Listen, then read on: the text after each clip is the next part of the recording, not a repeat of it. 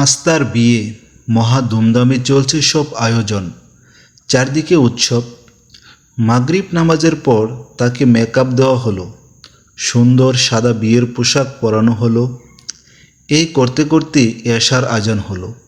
তখন তার মনে পড়ল তার অজু নষ্ট হয়ে গেছে। সে তার মাকে বিষয়টা জানালো। মা, আমি অজু করে এশার নামাজ পড়তে চাই। তার মা এতে বিস্মিত হলেন। তুমি কি পাগল হয়ে গেছো? দেখছো না সবাই তোমার অপেক্ষা করছে? তোমার মেকআপের কি হবে? পানিতে তো সব ধুয়ে যাবে। তখন তিনি বললেন, আমি তোমার মা, আমি নির্দেশ দিচ্ছি, তুমি এখন নামাজ পড়বে না। তুমি যদি এখন অজু করো তবে আমি কষ্ট পাব। মেয়ে জবাব দিল, নামাজ না পড়ে আমি এখান থেকে যাব না। মা, তুমি জানো নামাজের মাপ নেই, মানুষ আল্লাহর অবাধ্য হতে পারে না। তার মা জবাব দিলেন, মেকআপ ছাড়া তোমাকে দেখলে মেহমানরা তোমাকে নিয়ে কি বলবে? তাদের চোখে তোমাকে কি সুন্দর লাগবে? তোমাকে দেখে তখন তারা কৌতুক করবে। মেয়ে তখন বলল, মা, তুমি কি এই নিয়ে চিন্তা করো যে আমি সৃষ্টির দৃষ্টিতে সুন্দর কিনা? আমার স্রষ্টা নিয়ে কি ভাবো?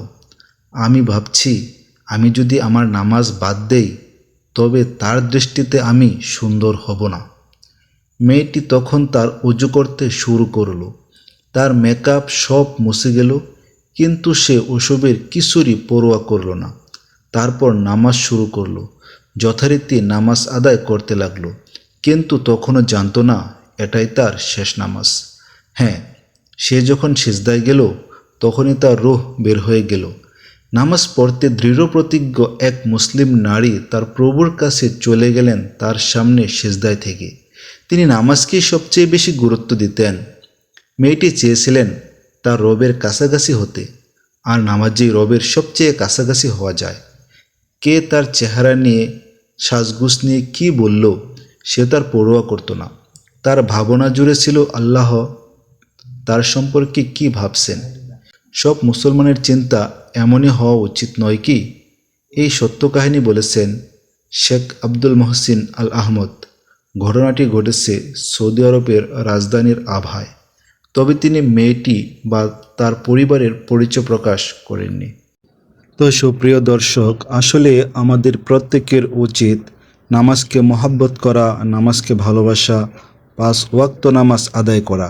এই মেয়েটি তার বিয়ের একটা গুরুত্বপূর্ণ মুহূর্তেও সে নামাজকে ভুলেনি।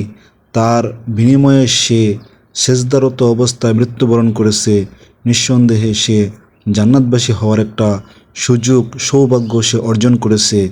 তো প্রিয় বন্ধুরা, ভিডিওটি যদি ভালো লেগে থাকে অবশ্যই সুন্দর একটি মতামত কমেন্টে লিখে যাবেন এবং আমার চ্যানেলটিকে সাবস্ক্রাইব করে পাশে থাকবেন। সবাইকে ধন্যবাদ। আসসালামু আলাইকুম ওয়া রাহমাতুল্লাহি ওয়া বারাকাতুহু।